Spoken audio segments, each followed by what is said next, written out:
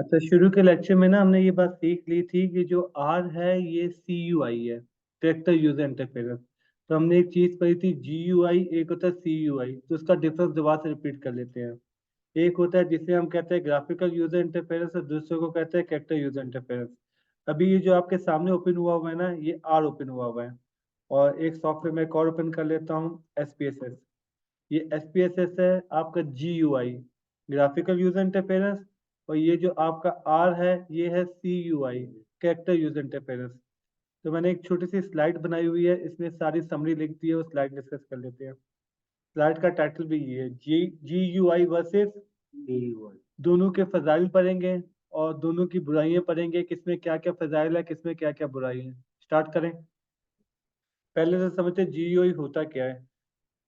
ये तो official definition लिखी है, आसान जबान में ये समझ लें GUI वो सॉफ्टवेयर जिसमें आप माउस यूज कर सकते हैं, जिसपे सारी गेम क्लिक पे हो सकती है। क्या यूज कर सकते हैं? माउस।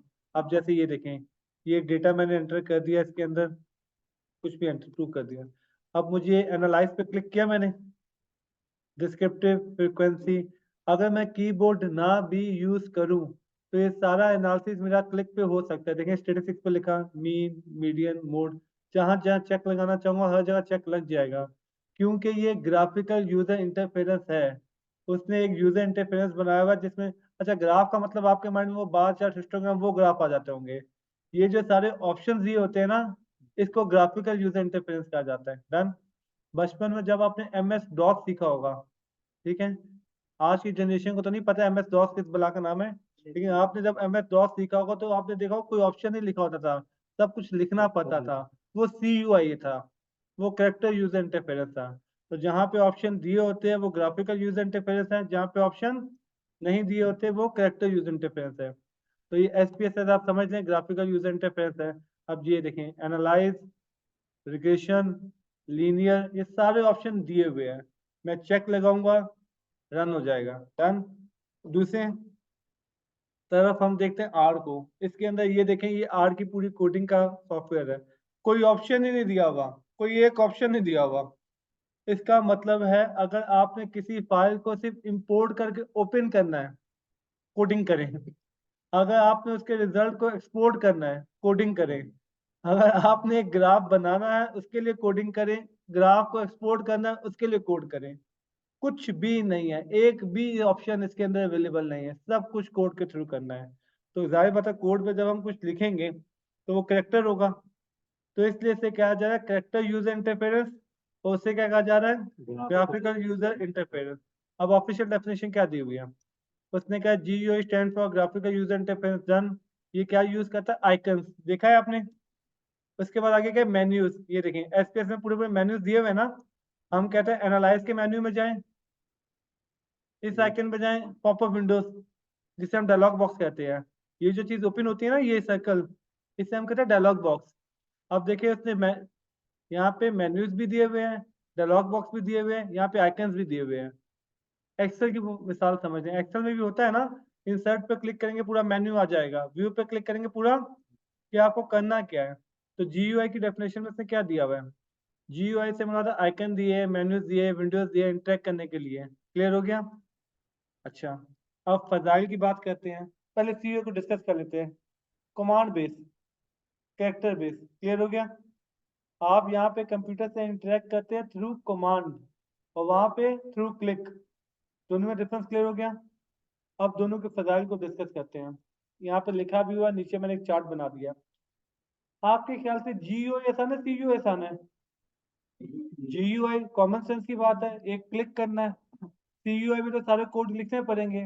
अच्छा, आपके लिए ये बात आप में से बहुत सारों को पता होगी, जब आप GUI पे क्लिक करते हैं ना तो उसके पीछे कोड लिख देता है वो। टेक्निकली वो भी कोडिंग ही कर रहा है, लेकिन उसने एक कोड बनाया है, एक पिक्चर बनाई है, जैसे आप क्लिक करते हैं पीछे कोड चलना शुरू हो जाता है। आप में से जो जो कंप्यूटर साइंस बैकग्राउंड का उसको इस बात का पता होगा। तो GUI भी जब रन करता है ना तो पीछे क्या कर रहा है? कोडिंग। बस उसने आपके लिए आसानी जानते क्या पैदा की है? व्हाट्सएप को ले लेते हैं। आपने व्हाट्सएप पे सेंड का बटन दबाया तो वो कहता है जैसे इस बटन पे क्लिक कर दे ये पूरा कोड लिख के रन कर देना, उस कोडिंग इस बात की मैसेज चला जाए। ये बात समझ रहे हैं? तो उसने सारे ग्राफ बनाए कि इस पे क्लिक करेंगे तो ये वाला कोड रन हो जाए, ये वाला कोड रन हो जाए। तो ग्राफिकल यूजर इंटरफेरेंस के पीछे भी कोडिंग चल रही है। तो पहली बात तो ये है कि आपका जो ये GUI है ये आसान है किससे? ठीक है। दूसरा पॉइंट क्या है? CUI का मसला ये है, ये बहुत ही ज्यादा केस सेंसिटिव होता है, आपको कमांड्स याद करनी पड़ती है, एक एक अल्फाबेट। यहाँ तक कि अगर एक कमांड के अंदर कोई पर्टिकुलर अल्फाबेट कैपिटल में है तो अगर आपने स्मॉल में लिख दिया तब भी गड़बड़ करेगा। जैसे हम आर में कमांड सीखेंगे व्यू की, VIEW, उसमें V कैपिटल लिखना पड़ेगा, IEW स्मॉल लिखना पड़ेगा। आपने चारों स्मॉल में लिख दिया तब भी ये कहेगा भाई गलत हो गया काम। ये इतना केस सेंसिटिव है, स्मॉल कैरेक्टर को, अल्फाबेट को स्मॉल मानता है, कैपिटल। तो ये सब आपको याद करना पड़ता है। अब लोग कहते हैं यार हजारों मॉडल है, कई हजार कमांड है, कौन याद रखेगा? तो इसमें मसला क्या हो जाता है, आपकी मेमोरी बहुत अच्छी होनी चाहिए, ठीक है, और सारी कमांड हमें याद करनी पड़ती है। तो ये GUI के फजाइल हो गए। पहला GUI का फजाइल ये था कि इजी है, कोई कमांड याद करने की नीड नहीं है। लेकिन GUI में भी आप नोट करें, आपको पाथ तो याद करने की जरूरत है ना। अब मिसाल के तौर पे मुझे रन करना है काई स्क्वायर। अब GUI में क्या है, मैंने याद किया हुआ है कि भाई पहले एनालाइज पे जाना है, फिर डिस्क्रिप्टिव पे जाना है, फिर क्रॉस टैब पे जाना है, वेरिएबल डालने हैं, स्टेटिस्टिक्स पे जाना है, फिर काई स्क्वायर पे चेक लगाना है। तो टेक्निकली आपको पाथ याद करना पड़ रहा है। इसके लिए हम क्या वर्ड यूज करते हैं? Path, PATH। पाथ का मतलब क्या है? जैसे मिसाल के तौर पे मैं आपसे कहूँ कि भाई मुझे इंटरनेट ऑन करना है, मोबाइल में पाथ क्या है, तो आप कहेंगे सेटिंग पे जाओ, कनेक्शन में जाओ, वाईफाई पे जाओ। आप जब भी गूगल पे सर्च करते होंगे ना, वो आपको पाथ दिखाता है। आप कहते हैं कि मेरे इंस्टाग्राम में ये पिक्चर ये दिखे ये ना दिखे, तो आपसे क्या कहता है? अकाउंट में जाओ, सेटिंग में जाओ, जनरल में जाओ, प्राइवेसी में जाओ। ये जो स्टेप बाय स्टेप आपको आइकन दिखा रहा होता है, इसको क्या टेक्निकल टर्म में कहा जाता है? पाथ। तो GUI में क्या याद करने पड़ते हैं? पाथ। आपको एक्सेल में पता होना चाहिए कि ये ऑप्शन इंसर्ट में है, व्यू में है, फॉर्मूला में है, होम में, रेफरेंस में, कहाँ पे है। तो वहां पे भी हम पाथ याद करते हैं, लेकिन पाथ तो दो तीन हो गए। कोडिंग में हमें बहुत सारे कोड याद करने पड़ते हैं, और वो है भी केस सेंसिटिव। एक वर्ड भी ऊपर नीचे हो गया तो फिर तो प्रॉब्लम हो जाएगी। यहाँ तक बात समझ में आ गई? तो ये सारे क्या थे GUI के फजाइल। और CUI की, अब एक काम करते हैं, CUI के फजाइल डिस्कस कर लेते हैं। इसकी वजह ये है, वरना आपका इंटरेस्ट खत्म हो जाएगा कि हम लोग CUI करें क्यों जब CUI में इतनी बुराइयां हैं। अब आते हैं उन बातों के ऊपर जो CUI के फजाइल है। नंबर 1, पावरफुल ज्यादा है। GUI का दूर दूर तक कोई मुकाबला ही नहीं CUI से। कैसे? अब SPSS में आप मीन कैलकुलेट कर सकते हैं। उसने एक कोड बनाया अर्थमेटिक मीन का, और उसने वो कोड बना के दे दिया। अब मुझे चाहिए geometric mean, harmonic mean, trim mean, 14 किस्म के मीन होते हैं। अब उसका ऑप्शन क्या अवेलेबल है? फिर आप वो निकाल सकते हैं? नहीं, फंस गए। तो लाखों करोड़ों मॉडल है जो कि GUI में अवेलेबल नहीं होंगे, तो फिर क्या करेंगे? CUI की कोई लिमिटेशन ही नहीं है। ये बात समझ में आ गया? तो आपने क्यों कोड बनाने हैं, दुनिया की कोई भी चीज है, डन। अच्छा, मजे की बात क्या, बहुत सारे कोड ऑलरेडी बने होंगे, बहुत सारे फंक्शन ऑलरेडी बने होंगे। जो फंक्शन नहीं बना होगा वो फंक्शन मैं खुद बना लूंगा। अब इस बात का मतलब क्या है कि जो फंक्शन नहीं बना हुआ मैं खुद बना लूंगा? ये जब हम अगली वीडियो में ये सीखेंगे फंक्शन क्या होता है, तो उसमें डिस्कस करूंगा फंक्शन क्या होता है, पैकेज क्या होता है, लाइब्रेरी क्या होता है। ये सारी बातें मैं अगली वीडियो में डिस्कस करूंगा। तो पहले ये बात समझ में आ गई कि CUI पावरफुल ज्यादा क्यों है?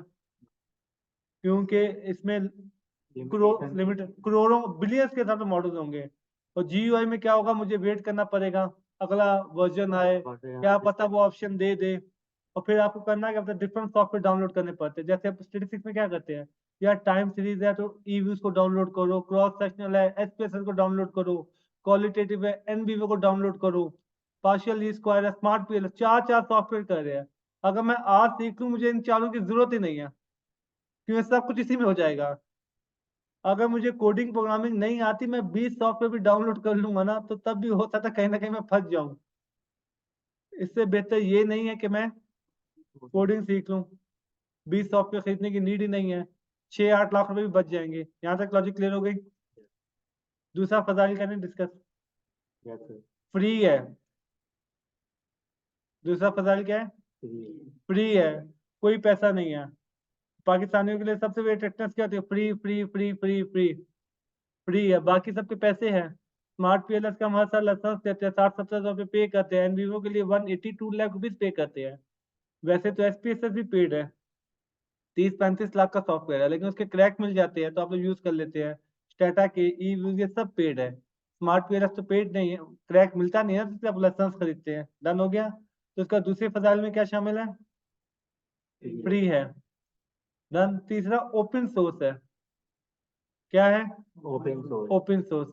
अब आप कहेंगे फ्री ओपन सोर्स में फर्क क्या हुआ? लोग समझते हैं फ्री ओपन सोर्स सेम चीज है, इसकी लॉजिक समझते हैं फर्क क्या है। गूगल क्रोम फ्री है, यूज कर सकते हैं आप लोग। व्हाट्सएप फ्री है, गूगल फ्री है, ये सब फ्री है, लेकिन ओपन सोर्स नहीं है। ओपन सोर्स का मतलब है पीछे क्या कोडिंग की हुई है आपको दिख नहीं सकती।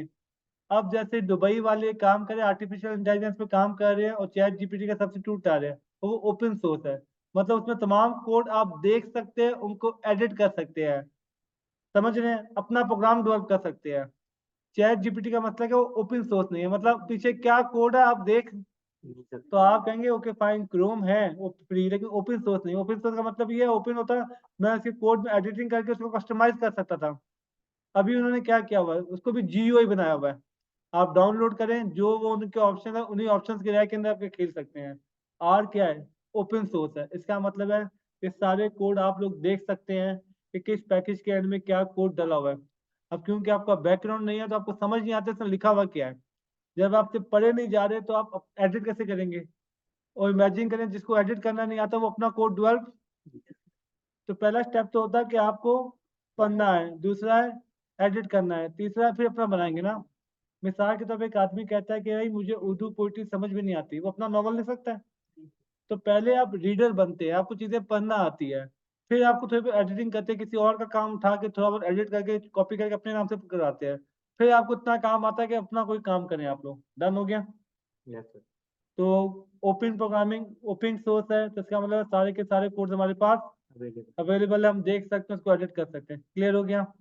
अब ये मोटे मोटे चार डिफरेंस लिखे हुए देखें।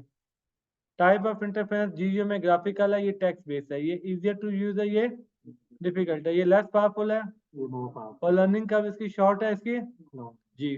10 साल के बाद भी कोई बंदा ये नहीं कह सकता मुझे सब भाग गया। 20 साल के बाद भी बंदा ये नहीं कह सकता मुझे सब भाग गया। ये लॉजिक समझ में आ गई? क्लियर है? जी सर। सर इस पे मैं डिस्कस कर लूँ। कंप्यूटर साइंस में एक चीज़ बड़े अच्छे से समझ लें, अगर आपने किसी भी एक कोडिंग को डिटेल में अच्छे से समझ लिया है ना, दूसरी जबान सीखना बहुत आसान है। मैं फिर से रिपीट कर रहा हूँ। अब इंजीनियरिंग में C++ पढ़ाई जाती है। अब उन बच्चों से पूछा पाइथन आती है, कहते हैं नहीं। आर आती है? नहीं। उनके लिए मुश्किल नहीं है, जानते क्यों? उनको कंसेप्ट पता है। सिंटैक्स क्या होता है, लाइब्रेरी क्या होता है, लाइब्रेरी को लोड करने का मतलब क्या होता है, पैकेजेस का मतलब क्या होता है, सोर्स कोड क्या होता है। बस थोड़ी सी मेहनत चाहिए। बस आप इसे इस तरह से समझ लें, अगर मैंने 8-10 साल लगा के सीखी आर, मुझे पाइथन सीखने में 6 महीने लगेगा। लेकिन मुझे आर नहीं आती थी तो मैं पाइथन आर, पहले उन्हें 8-10 साल लगे पाइथन सीखी है, तो मुझे आर सीखने में 6 महीने लगेगा। ये बात समझ रहे हैं आप? इसको आपकी एग्जांपल से समझा देता हूँ। व्हाट्सएप यूज करना आता था आपको, आपने व्हाट्सएप हफ्ता 10 दिन में सीखा सारे ऑप्शन। फिर एक वाइबर नाम की एप्लीकेशन आई थी, कितनी देर लगी सीखने में? 15 मिनट। आपने कहा सिर्फ कलर ही चेंज है ना, बाकी सबको एक्सप्लोर कर लूंगा। टेलीग्राम सीखने में कितनी देर लगी? क्योंकि एक चीज पे आप टाइम खपा चुके थे, सारा कुछ बड़ी डिटेल में पता था। आप यार मिलते जुलते ही होंगे यार, क्या फर्क, एक दो ऑप्शन नहीं दे देंगे एक। क्लियर है? तो आपको अगर मोटा मोटा डिफरेंस समझ में आ जाए तो आपको दूसरी लैंग्वेज सीखने में कोई खास टाइम नहीं लगता।